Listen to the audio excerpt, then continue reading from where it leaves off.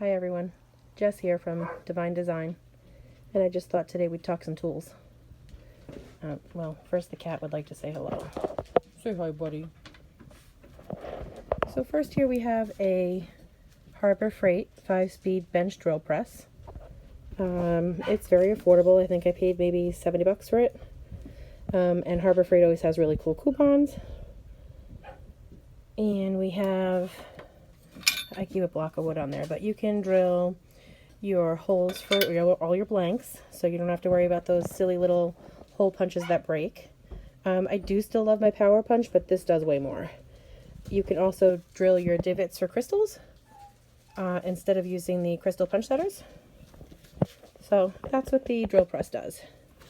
Here's what it looks like. That's what I'm thinking about that. Okay, here's what it looks like without the block of wood. There's the chuck key for it. Okay, here's where you put your bits in.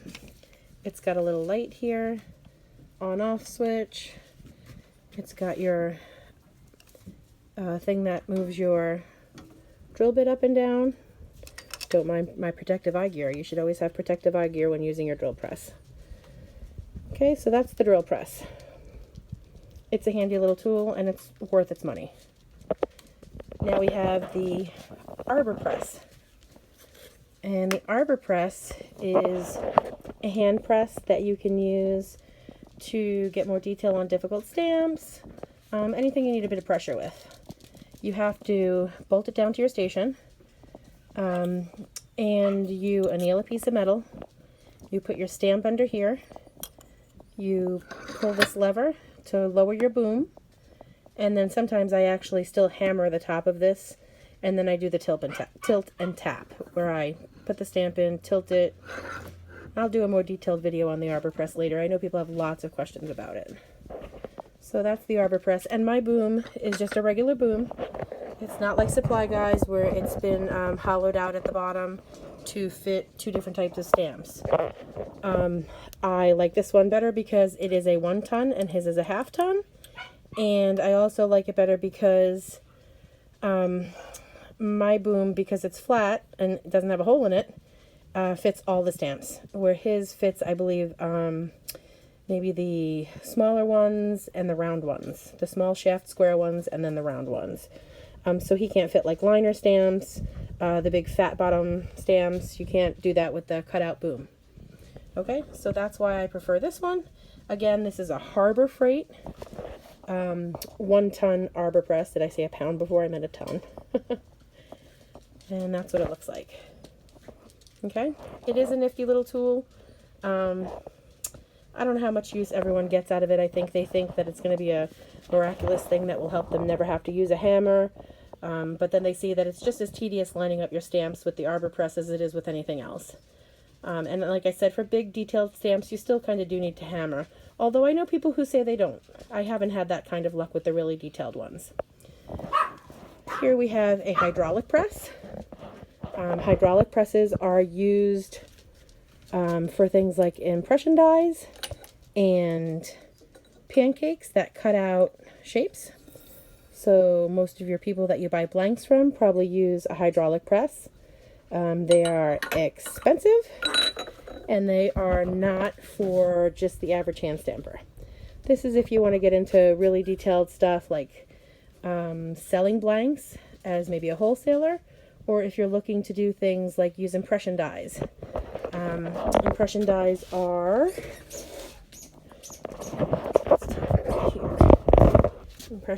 these little things. They have impressions on them, and then you press your metal into them and you come out with a piece of jewelry. The next thing we have here is a rolling mill.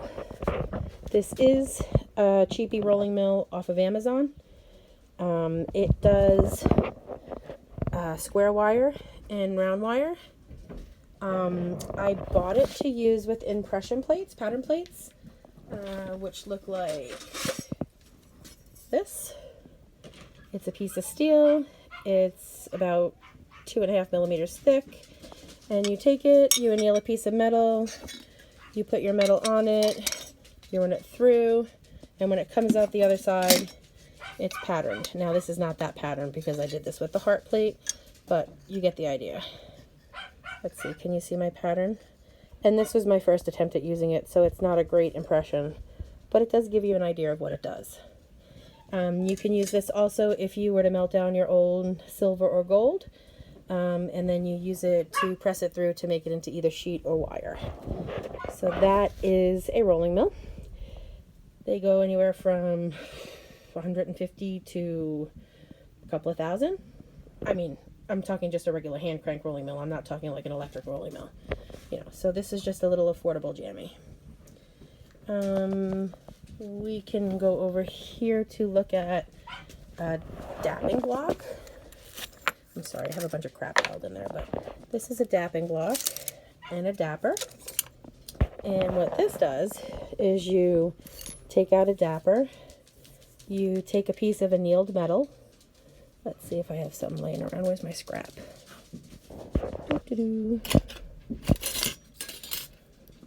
Alright, let's just take this. Okay, so I take a piece of metal, you would put your dapping block in here, you would hammer it. This is a super thin piece, so I don't know how to hammer it. But you would hammer it, and then when you take it out, okay, it wouldn't be ripped. It would have a dome to it. Let's see, what do I have here that is domed? Oh, here we go. Okay, so you can see my little RBG tag here. It is domed. It's not finished, it still has a burr on it. That's why it's in the finishing pile. But you can see that if I take my, here's a wood dapping block, and if I lay it in my wood dapping block, you can see how it fits in the curve because it's already been domed. If it hadn't already been domed, it would not fit in the shape of the, it would sit on top. So here is a flat one, and oops, and here is the domed one. So let's see if you can see the difference. Oh yeah, you can see it like that. See how that's a dome and that's flat. So that is what a dapping block does. You can get this little cheapo wood dapping block with two little wood dowels that for like $7 on Amazon. And then I think this one, again, Amazon, I don't know how much I paid for it. It was cheap though, it wasn't a lot of money. And then here we have something I absolutely adore, and this is a Pepe jump ring maker. And so what you do is you use these mandrels, and you pick one, and you wrap your wire around it. Let's see, I know I have a bunch of mess ups here somewhere. Well, okay, here you go. You take your wire, you make a big, big, big, long coil on your mandrel. Not like this, I mean like big, like you fill the whole thing up. And then you take it off, you put it in this nifty little device right here. You take this and attach it to a flex shaft, and then it goes in here like this and saws your jump rings from your coil. And then you wind up with a beautiful pile of jump rings that are nice and flush at the ends, no having to mess with files. I mean, occasionally you have a little burr, but for the most part, can you see how absolutely beautiful that cut is? It lines up like butter. Just slap it together. So that is a jump ring maker. If you're a person who likes to do chainmail, or you're a person who's making your own chains, then something like that is going to be invaluable to you. Let's see.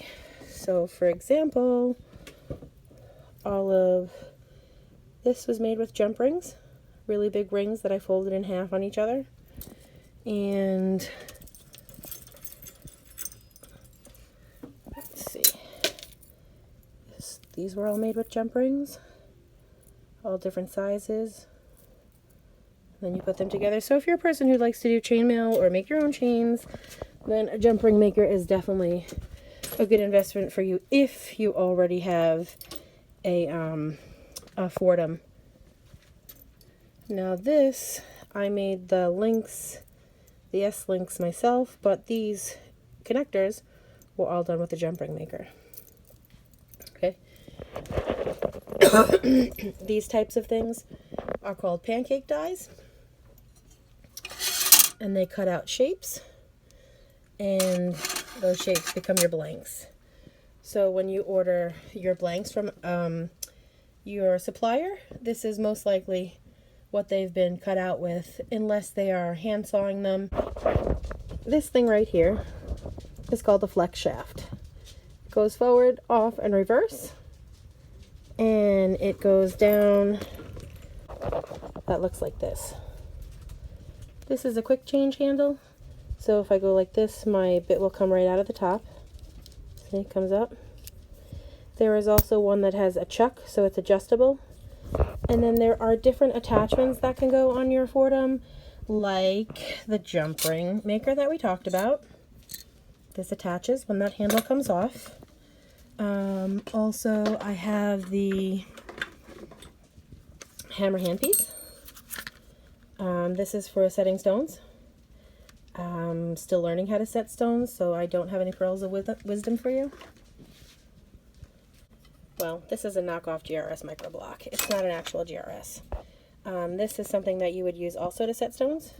It's super duper heavy. It weighs a lot. And then earlier we talked about the bench grinder. A bench grinder is a great thing for those of you who either make your own blanks or have experience with a lot of burrs on maybe raw blanks if you're buying your blanks a little bit cheaper and finishing them yourself. I know a lot of people do that. You know, if you have the tools and the time, you can do it, right? Save you a little bit of dough. So this is a teeny little, like you can see, here's my hand. It's not very big. This also from Harbor Freight, as you can tell, one of my places that I love to get my tools from, because they always have really good coupons, and they have, you know, I mean, you're not getting top of the line stuff there, but I can't afford top of the line stuff. So I'm trying to get a little more light here.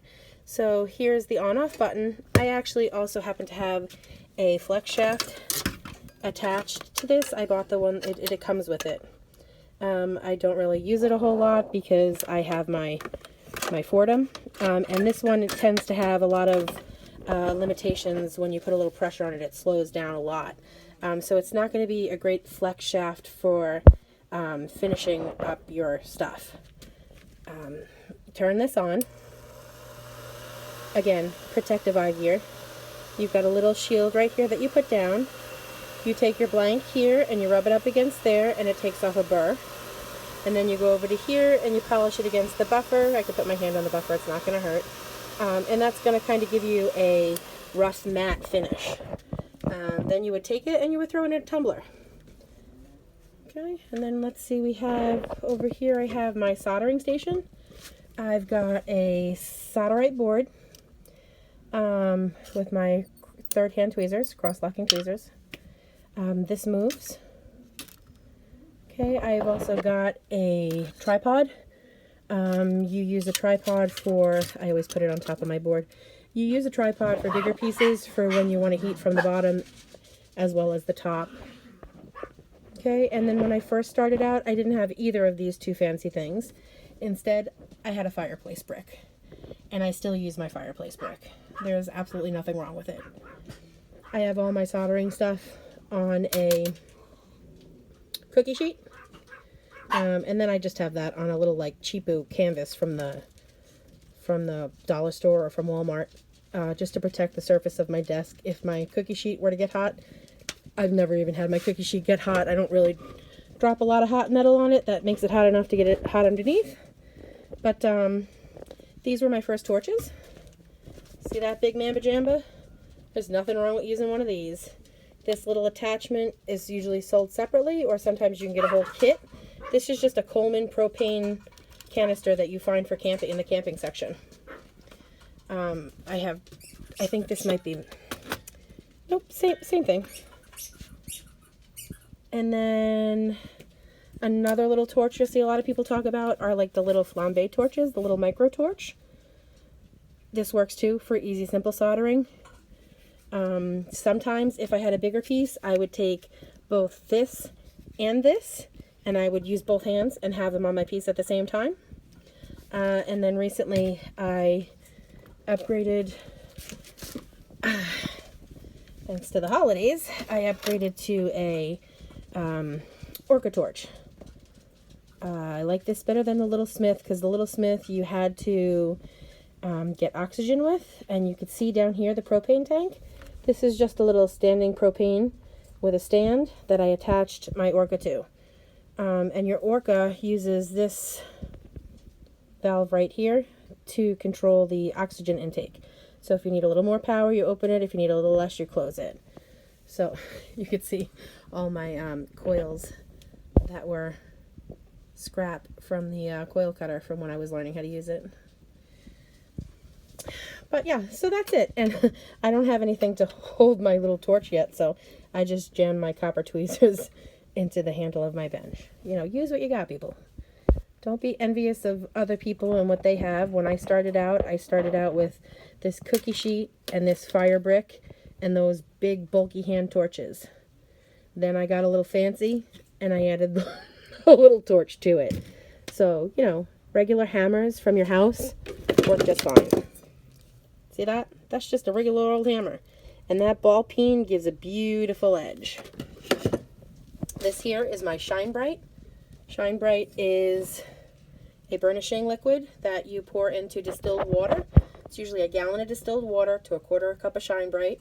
And that goes into your tumbler when you're tumbling your pieces. This here is a power punch. Since I showed you the drill press, I thought I'd show you the power punch. If you have a small space, and trust me, I'm in a very small space, but if you can't, you know, if you're working in your bedroom in a little corner table and you can't fit a drill press and you don't need all that, the power punch is a great tool. Don't bother with the little pliers. They break left and right. I actually inherited my power punch, which was just lucky of me. But here it is. Okay, it opens up. Your piece goes in there. And then it gets closed and it punches a hole. It comes with these bits originally. So from 3/32 seconds to 9/30 seconds, or if you want millimeters, there you go, there's the millimeters, right? So these are the punches, and these are the things that they punch through. Now, beaducation.com sells a 1.5 and a 1 millimeter additional. So this is this piece and this piece in here, because all of my original bits are here, is the Beaducation 1.5 millimeter bit, and this here is the 1 millimeter bit. So you can get very teeny little holes. So this is a great tool. Even with my drill press, I still use my power punch, and I enjoy it.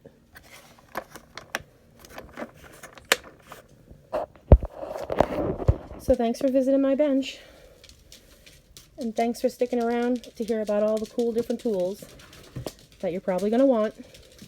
But remember, you may not need.